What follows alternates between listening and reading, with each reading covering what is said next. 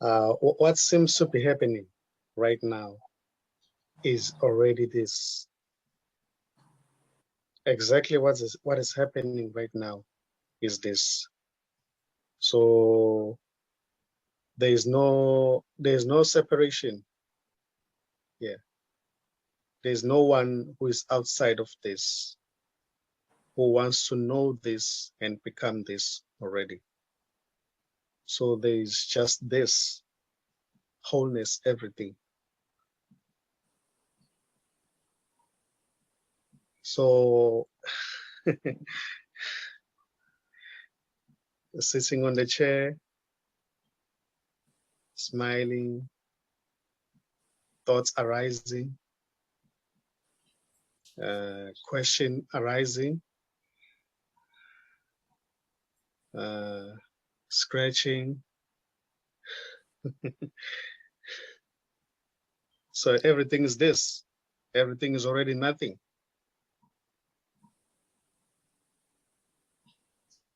So really, there is nowhere to go here. There is no path. What seems to be happening is already wholeness. It's just wholeness. There is really nothing to do in a sense that everything is whole and complete.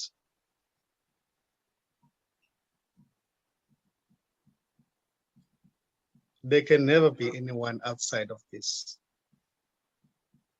And no one can know this because there isn't anyone here. It's just wholeness. Nothing is excluded. Everything is already this. Sound appearing, thoughts appearing and disappearing, question appearing and disappearing.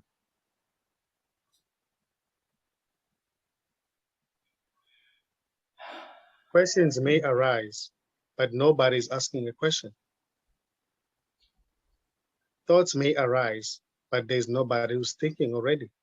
It's just wholeness.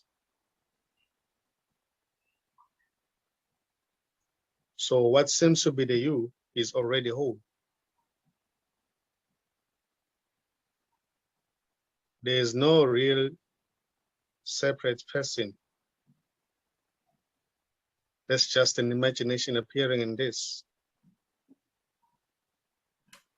wholeness, and is already wholeness.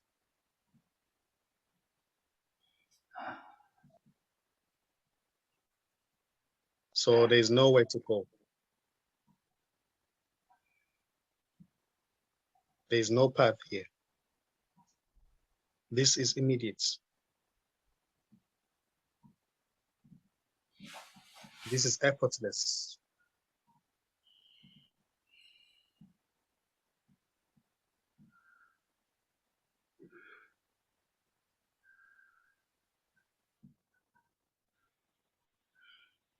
Wholeness doesn't need to make any efforts.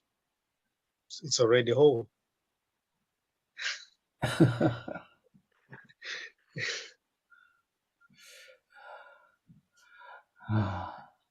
Everything is beautiful already.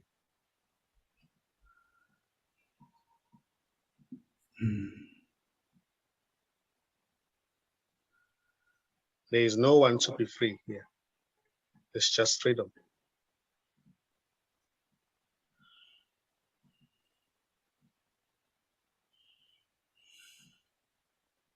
Unconditional love, spaciousness, emptiness already.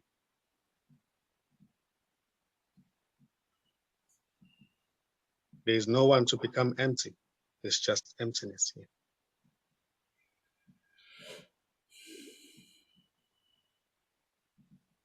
There is no one who's about to reach wholeness.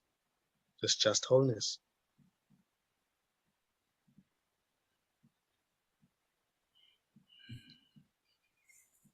It's just a thought that says, oh, I'm getting there. That's just a thought appearing in this.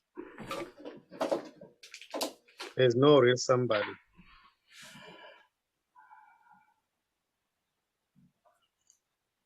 There's no real somebody who is about to reach the top of the mountain.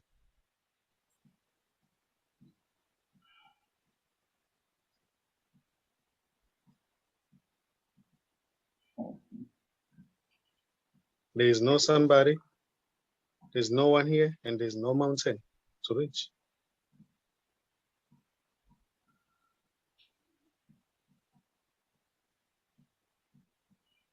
Everything is already this, and there's nowhere to go. There's no escape. The me is not already, has never been.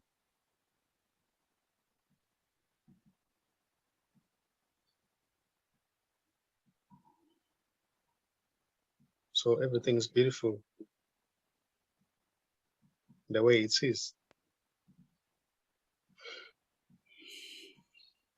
And what seems to be appearing right now, or what seems to be happening, is not personal.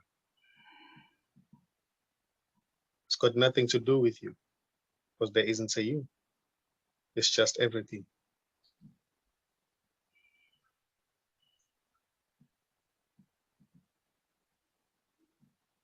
So really, there is only ever this nothingness.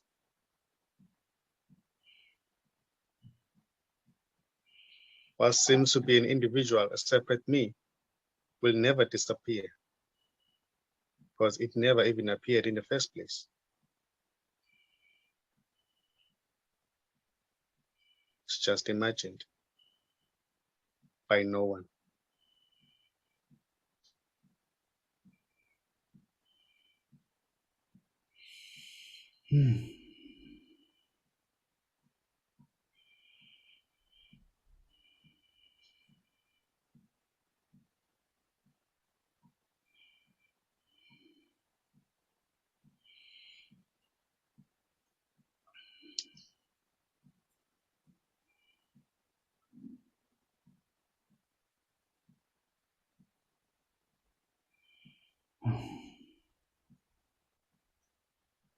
This is already whole and complete.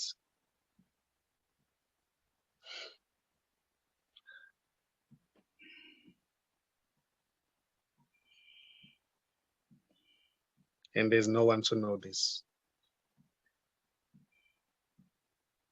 And there's no one to understand anything here. This is beyond description, any description. No one can describe this. No one can talk about this. And no one can become this. Because there's only this.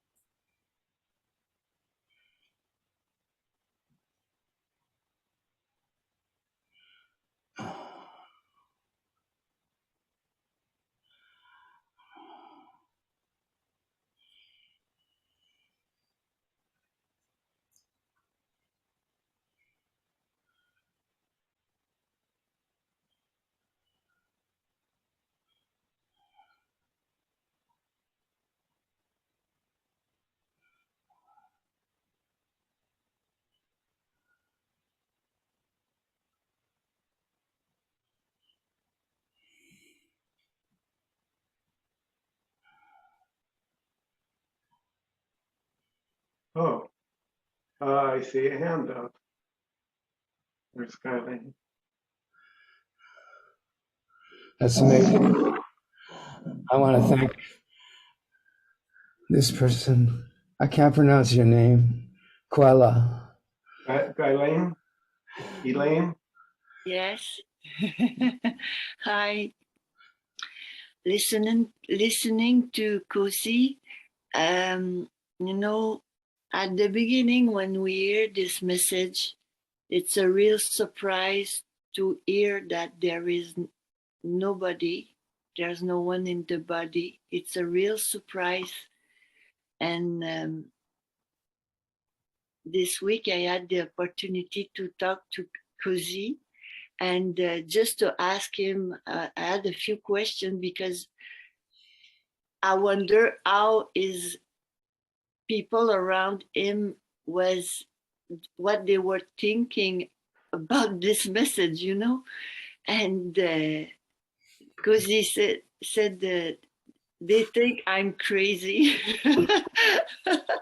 but when we hear the message very clearly, like Cozy shares it, it's the other way around. It's like the person is an impossibility. It really doesn't exist, but it's the other way around. What it look crazy now, it to have believed in the person, it's stunning. And it's like it goes profound, more deep each and every week, and we we marinate in this new.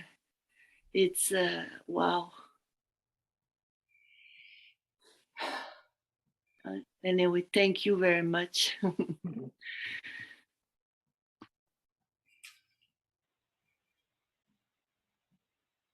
I think you answered my dilemma, Nkosi.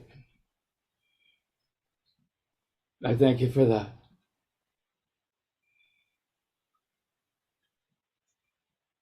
It's a wonderful gift.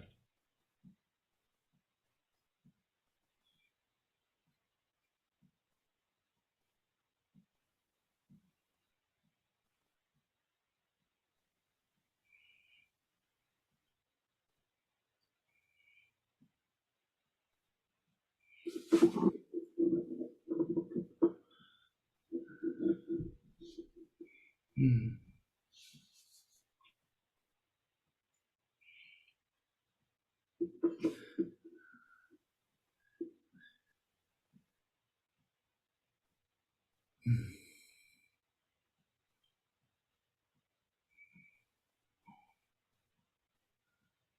Yeah, I could say a few words, Guyleen, to what you said. It is a shock.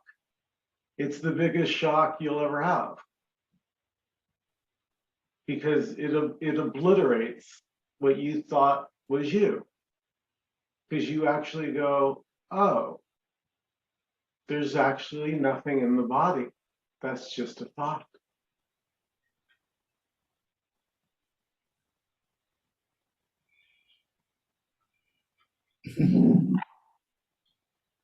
So it's sort of like the magician has one trick, i.e. thoughts, but it's a damn good trick.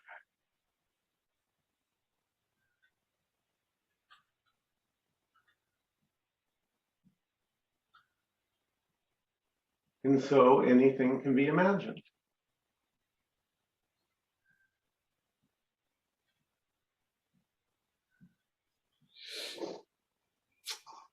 I read in a Tibetan reference that another word for the mind in Tibetan is the magician who creates miracles. Mm, mm, right. And so at this meeting, this is where we kill the poor magician.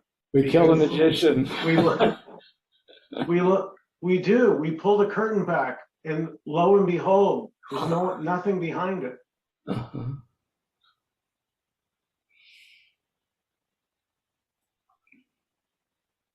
It's a magician that never existed.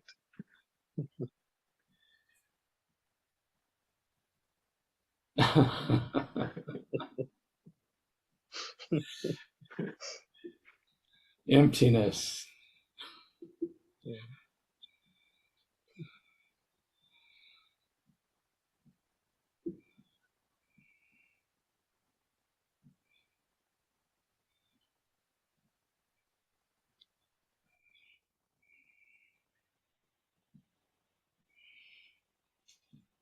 Mm.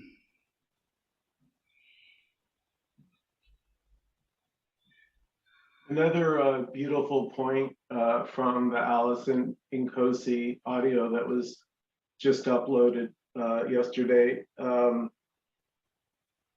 was that the me, and it's so subtle, it's so funny, it doesn't really hit you until it hits you.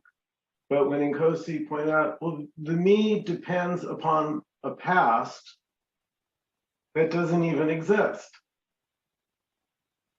And then Nkosi I was laughing. You were like, so I'm Mr. Smith, and this is my family, and I have a little 5-year-old daughter. And you go, that's all in the past.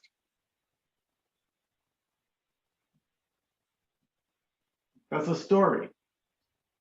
When someone asks us who we are, we tell a story from the past. Oh, I have a job at this place.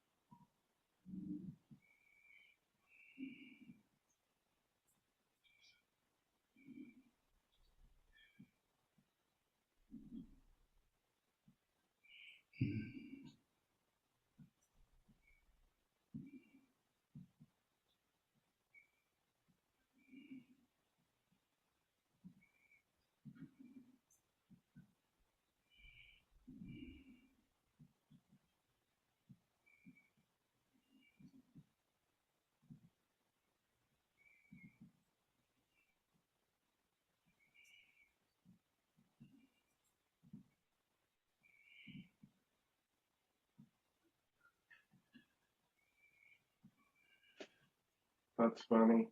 Try talking about yourself without using the past.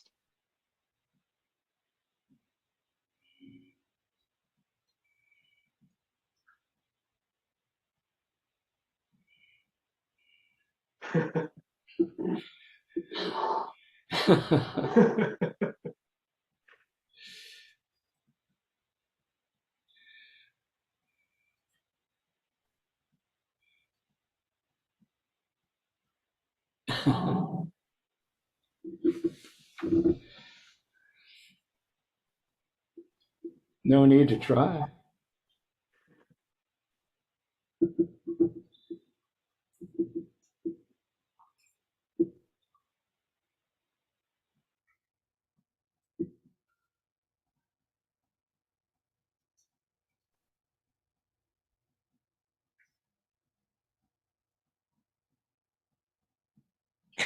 Can I ask about spiritual bypassing? I'm a bit confused, not really clear. I think that I've been using this. I love this message, but I think I've been using it to sort of. I think I've been using it. And would anybody like to comment on spiritual bypassing or using the message? Maybe the me uses the message. Don't know. Say more. Sorry? Say more about what you're doing. Well, I just I've been listening to Scott Killaby, and he speaks about spiritual bypassing, and I think that maybe I have been using this message in out of context, to deal with trauma, childhood trauma that the body still experiences. Yeah. You mean to avoid feeling or to avoid being present? Yeah.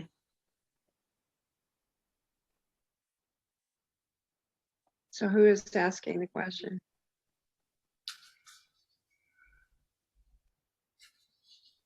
Nobody, but that doesn't get rid of the trauma responses that inhabit this. Okay, I could say a few words. I was saying this to someone today. There has to be, so the trauma is the trauma phase. Whatever it is your experience is exactly like it's showing up, yeah? But then check it. It's an overlay called a thought that says, that's my trauma. Yeah.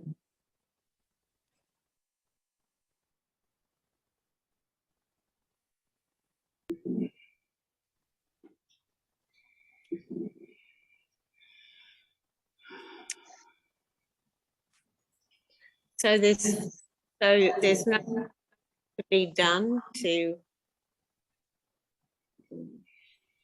overcome the trauma. There's no place for that.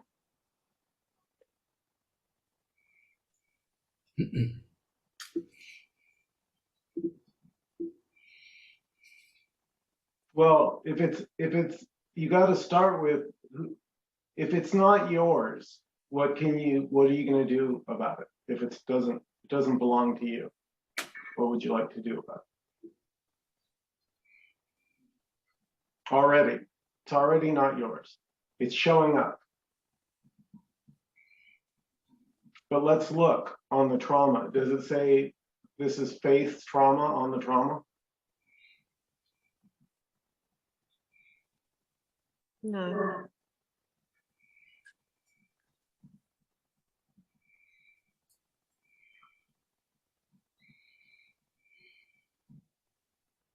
It's a thought. It's a thought that says it's, yeah.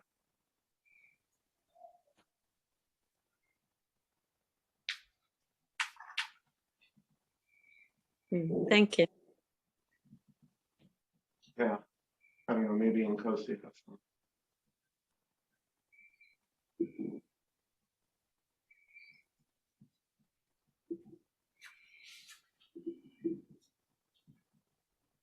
Yeah, there's just it's not personal. That includes pain, confusion. It's just pain, confusion arising, trauma arising, but it doesn't belong to anyone. It's not personal. because there's no person here. It's just wholeness. So there's really nothing outside of this. There is no separate person who has trauma. Trauma is just appearing. It's for nobody. It's just there. It's not personal. It's appearing and disappearing. It's got nothing to do with anyone.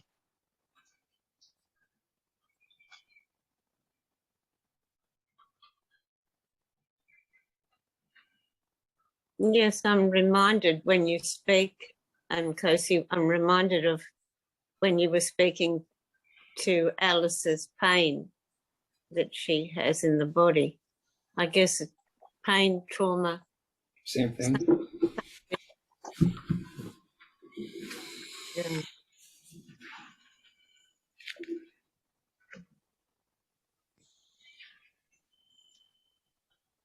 Hi, Faith. I'm Jim I in do. Los Angeles. This is probably the wrong place to say this, but I can tell you what happened with me. I can tell you what I did, and you can go from there. I did some therapy, and during the course of this therapy, I did a lot of what's called grief work because I had tremendous, an ocean of rage and pain from childhood trauma. And I did therapy, and I wept a lot, I cursed a lot, I wrote in journals, I did anger work, I did everything imaginable in therapy to essentially vent that energy, let that energy go. And it did go. It took a couple of years, but it did actually go out. Not all of it, but enough. So I reached a point where I was no longer so angry and so disturbed and so unhappy about my childhood. But that's what I did. It was therapy. It wasn't non-duality. It wasn't there's nobody. It wasn't this. This is a totally different thing, in my opinion. What I did was a lot of ego work, working on my ego and my personal self. But that's what I did. It was therapy, and I call it venting. And I got rid of a lot of incredibly dangerous and extremely violent energy during the course of this grief work. And so that's all I can tell you about childhood trauma. That's kind of how I dealt with it. It was like draining a boil. Do you know what a boil is? Yeah. You know how you have to keep lancing them over and over again until they're finally healed. And that's kind of what grief work is like. So that's what I did. I'm glad to be back to non-duality now, but I had to go through this therapy process to unload so that the energy was unbelievable. And it took me a while to discover it because I thought, what's wrong with me? I didn't know I was carrying this stuff around for years and years. It was like an ocean of rage from childhood trauma, okay? But when I discovered how to let it go, how to let it release it safely, therapy shows you how to do this safely so you don't hurt yourself or other people. Man, I was doing everything imaginable, pounding on things, screaming, but a lot of weeping, an enormous amount of weeping. And so that's my story. Yeah, thanks, Jim. To find somebody who can do the trauma work with me is not so easy. To find somebody you had a good therapist, or? Well, I didn't have a lot of money, so I went to what's called 12-step work. It's a version of Alcoholics Anonymous kind of stuff. It was called ACA, or Adult Children of Alcoholics. And I had a higher power there for a while, and I didn't really have a sponsor. I was kind of on my own because I was going they're called sharing meetings or group meetings, like group therapy, okay? And I was learning a lot of stuff from people and from books. And when I discovered how to do grief work, I got serious about doing grief work. Got very, very serious about it. But that energy was unbelievable. When I discovered this bottled up, repressed, hidden rage that was inside, that had been stored up and been storing it inside of myself since I was 4 years old. I thought, oh my God, this is terrifying. I scared the hell out of myself. I thought if I didn't have a group to support me and give me some help, I'd be a crazy person. They'd have to lock me up. And because of the grief work and the safety of the group, I learned how to do it and let it go over time. I mean, it wasn't smooth and easy, but it did work. It was like draining a boil. Mm. And Yeah. I don't know, it's difficult to describe a lot of that stuff, but that's what I did. Yeah, thanks, Jim. That's helpful. And I think it paves the way for non-duality because once I got a strong and reliable self, non-duality is showing me how to unload that self or leave that self behind or drop that self. The Yeah. therapy was all about developing, I guess, a healthy self. Okay. A healthy ego is kind of what it comes down to. Because my ego was very unhealthy. All because of the trauma. I had an extremely unhealthy ego. Yeah. So Yes, that that's what I makes did. makes sense to me, what you're saying. Mm.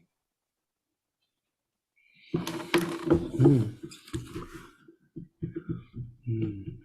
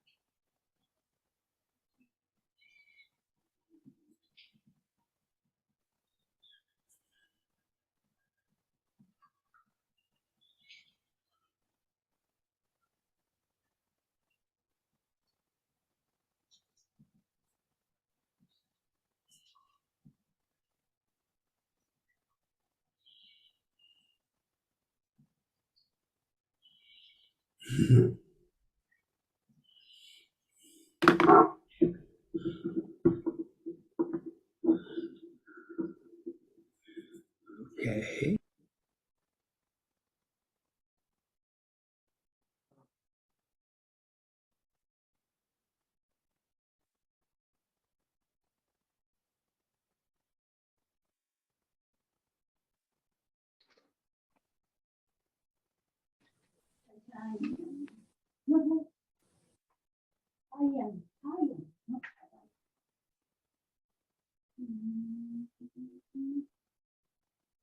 Is it okay if I speak again? Oh, please. Yes, Yeah. go right ahead. Okay. I was listening to the therapy thing, and everything is this. That's what Nkosi said. So even though it appears to be someone who's trying something to get rid of the pain, it's still this. Everything is this. That doesn't mean that there is a person. The suffering may seem personal, but nothing has been done to anyone ever because there was never anyone.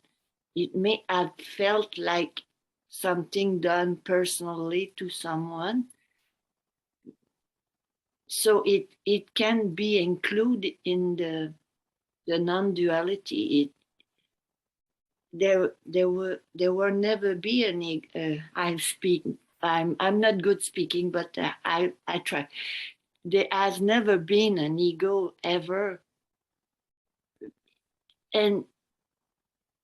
but people get hurt, like body and parents may do things, but there is only this. Never been a person. And if somebody goes find a way to just live once and for all the pain is liberated. It just need to be liberated from the body, and maybe the idea that someone has of itself, himself or herself, since there's never been anybody.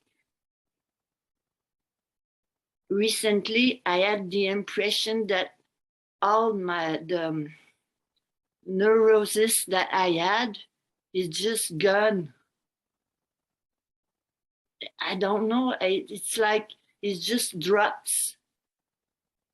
I used to think for other, wondering what others were thinking.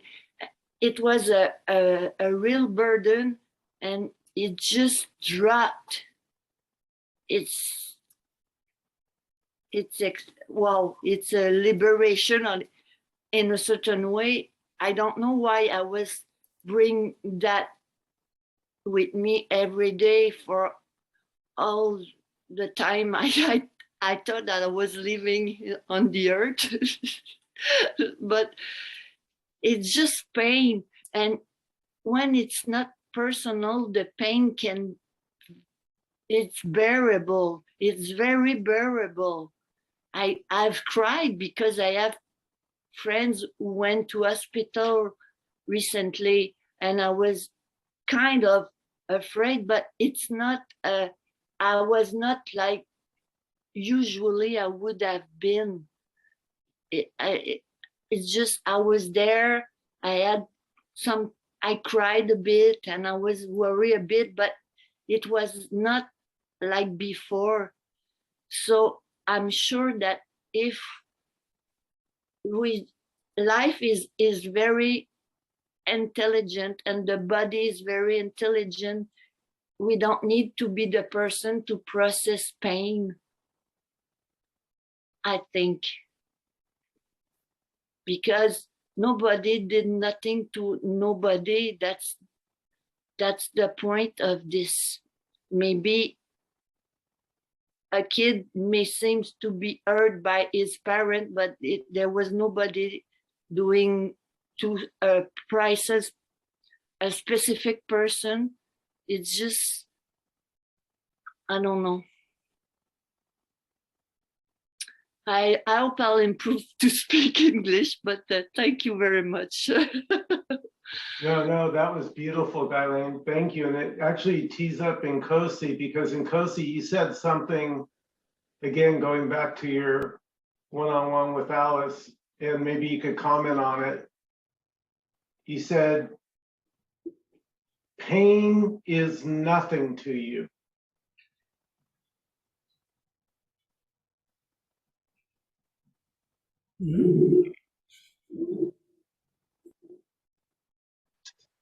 Yeah. Pain is nothing to this. Pain is nothing. It's not even pain, because this pain, the word pain, is just a label. Or should I say pain is already this? So it's nothing. It's nothing. Then when there seems to be a separate me, that separate me will claim that it's my pain. Comes after, then it claims that pain belongs to it. It's nobody's pain. It's just pain, and it's not even pain. It's just a feeling. But the me claims to own what seems to be the imaginary me, claims to own pain. It's not personal. That pain that is felt is not personal. It's just pain. It's nobody's pain. same as thoughts, questions, any feeling doesn't belong to anyone. Even the character doesn't belong to anyone. Oh, it's my character. That's just a thought appearing in this. Yeah. So really, there is only ever this.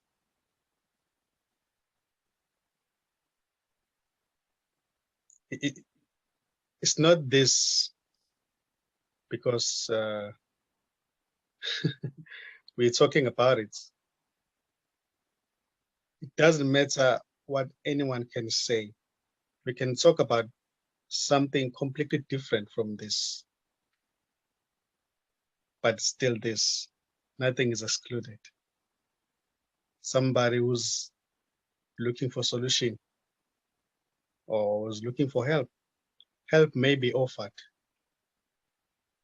There's nothing wrong with that. If you have a headache, you can go to the doctor and get some medication, some pills. There's nothing wrong with that because everything is this. There's no separation here. There's no separation. There are no should and shouldn'ts here. This doesn't say, oh, that shouldn't be done. No, no, no. If you're feeling back pain, you shouldn't go to see the doctor. This doesn't say that. Everything is an expression of this. There is really nothing outside of this. So there is no escape. There is no separate person here. There is no individual. No one can escape this because there is no one here. There is only ever this. Nothingness, wholeness, everything.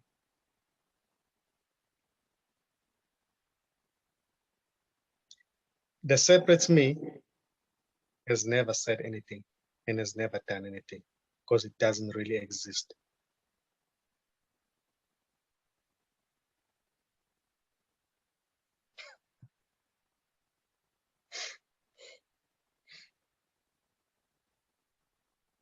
It's just a thought appearing in this.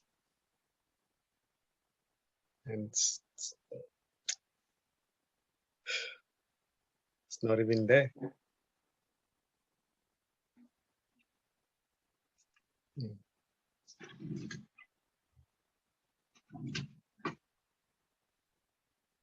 I had a situation, a story.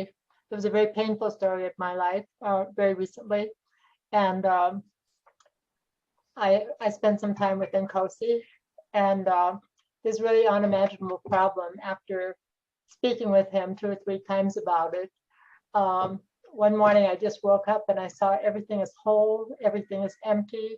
It was just amazing going from that space to.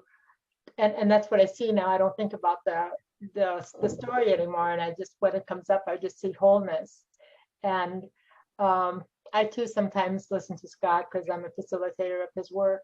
And just my own feeling is I see that there's always kind of the person with the trauma. Well, there's no person in the first place. Never have the trauma, or this. It's always it's coming to me more quickly now that.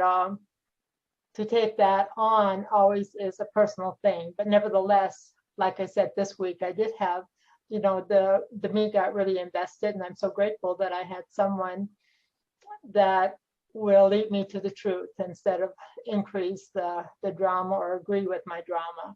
And so I'm so grateful for this group and Nkosi and Michael and everybody that I have pointers in a direction that will bring liberation and freedom.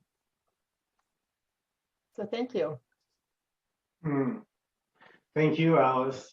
And yeah, it really is wonderful to have a group such as this to freely be able to share this very,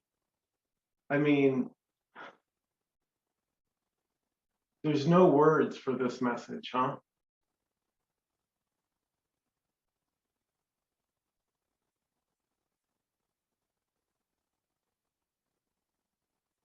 It's just resonance.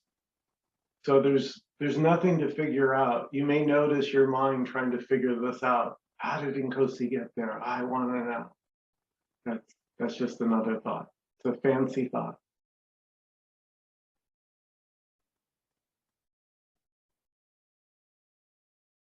There's no there. There's just this, just what's happening. And there's no me or you or anyone to get anywhere.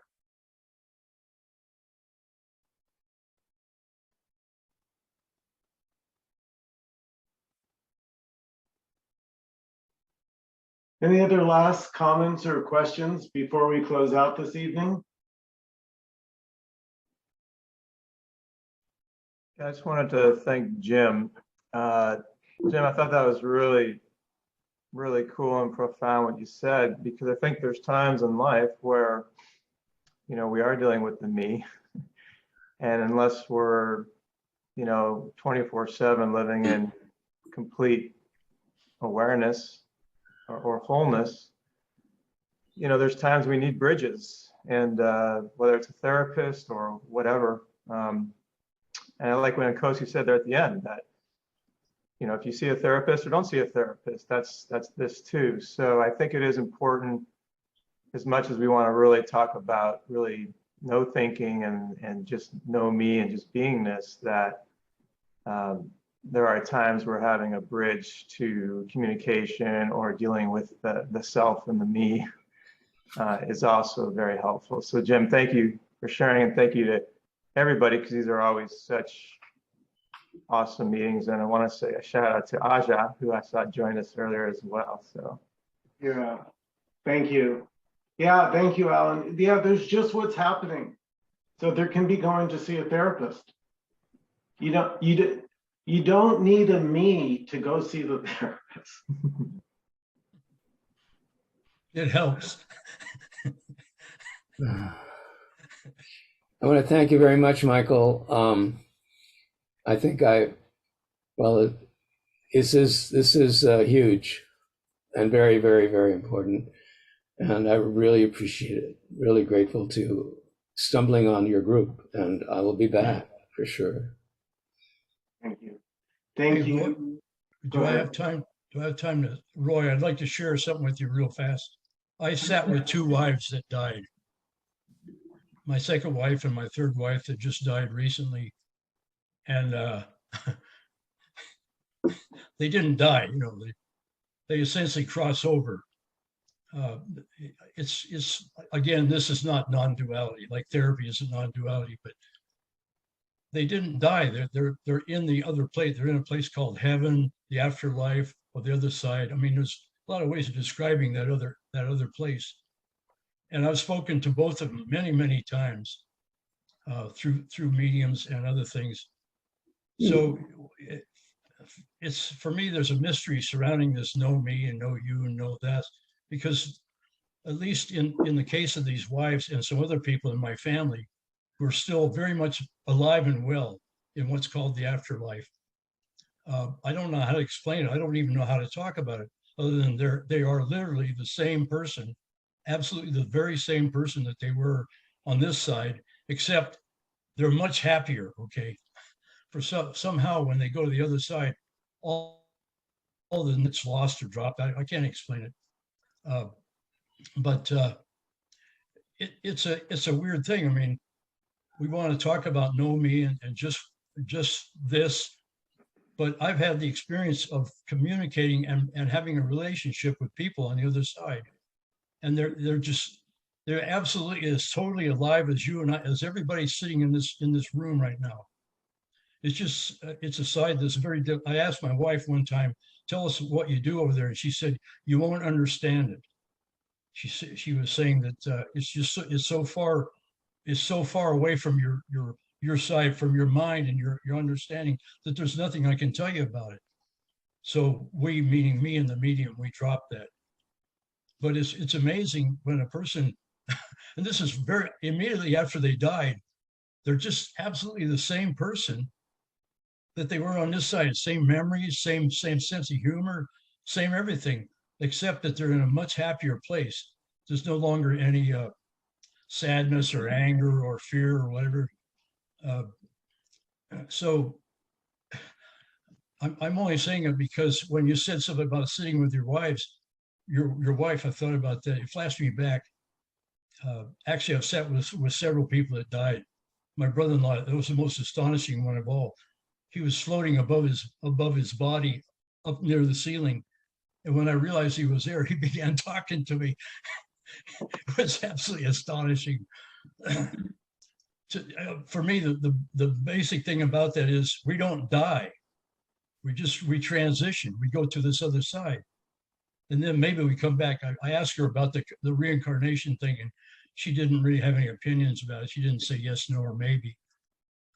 That's another thing, reincarnation. But the fact that the people don't die is still quite amazing to me personally, but I can't prove it to anybody. I can't prove it to you or anybody else. Well, thank you for sharing that with me. In my case, my wife had Alzheimer's, and she essentially disappeared before her physical body died. And I was with her every moment. And when she finally, when she was failing, when her body was shutting down,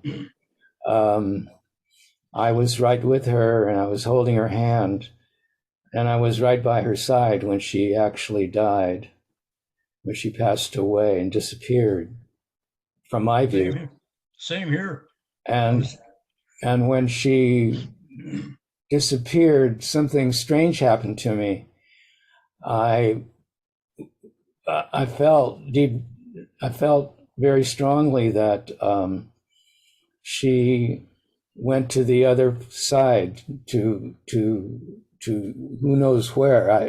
There's no way we can know, I don't think. Well, I know, but I can't prove it to anybody. I could tell you exactly where she was. I'm not trying to say that what you said. It's not something I could prove to you. No, I'm not asking you to prove it. I don't disbelieve that, because when she actually did die, I felt something that I can't explain. And the result of that was that I let go of essentially almost a full lifetime of disbelieving, of being an atheist. Even as a Buddhist, you don't have to be any particular religion, because they're really, well, I won't go into that, and I don't really know enough about it, but somehow when in the process of me being there and watching her die and feeling it, almost dying with her, and there was a little bit of that too, I felt the death of my body. I felt the darkness coming over and being no longer this body, this mind, this crazy mind. And it was terrifying for a moment. It was like a blackness came over me. But that soon went away, and in its place, the grief fell on me. And it was only after I realized that I didn't have to grieve. That's another story, but I understand what you're saying. I don't disbelieve any of that. I'd like to believe it's true, and I think in believing it's true, you have a higher value in your life. Your life is better. Well, they have come to visit me so many times and in so many ways that I've never had that grief thing. I've never had that terrible grief thing about losing them, because they're still around. They're still here. That's wonderful. And the way that they can come the best is in a dream state, when our conscious mind is kind of like out of the way.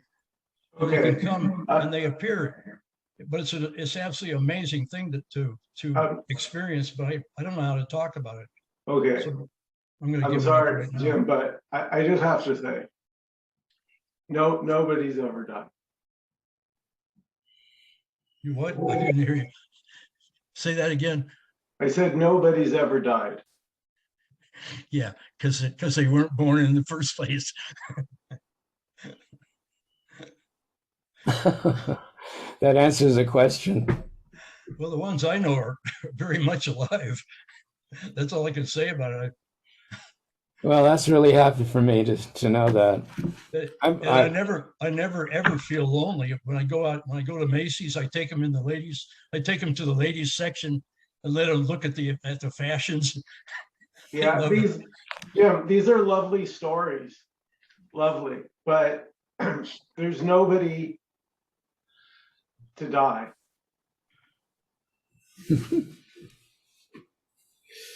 Because you would need separation. How can wholeness die?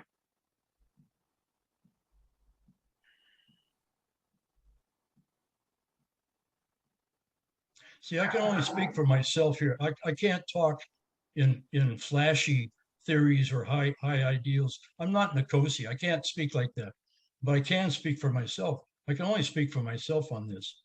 That's my experience. That's what I have seen. It doesn't make it some truth or some profound story, but I can only speak for myself.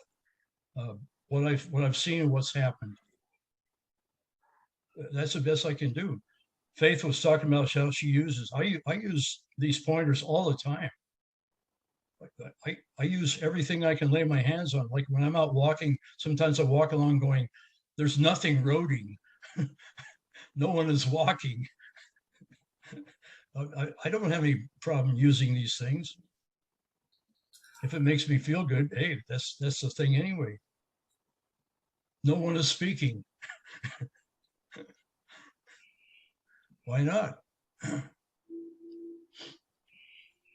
Nkosi, brother, do you have some words to take us out, please? Yeah. Yeah, beautiful stories. You know, everything is this. A story may seem to continue when the body drops, may seem to continue, but that doesn't mean that it's no longer this, because it's continuing. Everything is this. It doesn't matter whichever shape or form it may appear to be. It may appear to be formless or the body. It's just this, expressing as that. There's really no separation here. Yeah, a story may seem to continue. I've spoken about that as well in one of the sessions I've had. The story may seem to continue of the separate me being in heaven, in the afterlife. Yeah, but it's still a story. Still a story. There isn't any me. There's just this wholeness, everything. As I always say, everything is included. There's nothing excluded here. There's nothing excluded. You know, anything can happen, you know, but it's just this. There isn't any separation. We can talk about the stars, the universe, the afterlife, God, angels, demons. Everything is this. UFOs, spaceships. Nothing is excluded here. So, yeah. Well, my second wife, the medium, and I asked my second wife what's going on, what's happening, and she very politely said to me, this world that you live in is an illusion, is the way she put it. She said it's simply an illusion. And because I know a little bit about that, I didn't question her further. I kind of figured, yeah, she's saying that our physical world is actually just a dream. It's an illusion. But that's seen from that side. From our side, their side looks like an illusion, right? The afterlife looks like an illusion. But from their side, ours looks like an illusion. Jim, and I accepted that. Jim, can I give you an analogy? It's the same as like when you're dreaming at night. Yeah.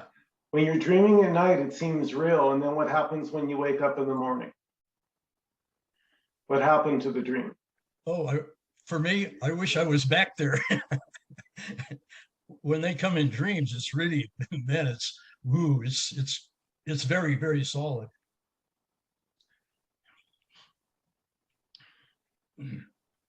So this meeting doesn't give any help to the me because this meeting is about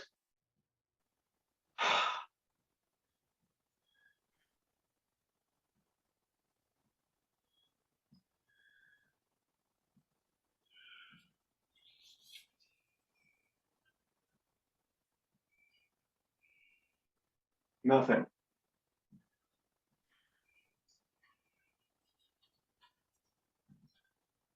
Thank you, everyone. Have a great evening. Thank you, everybody, each and every one of you. I'll get this up on YouTube in 24. Good night, everyone. Happy New Year. Thank All right. you. All right. Happy New Year. You. Thank you. Happy New Year. Happy New Bye-bye. Year. Good Bye. night. Bye-bye. Bye. Thank you. All right.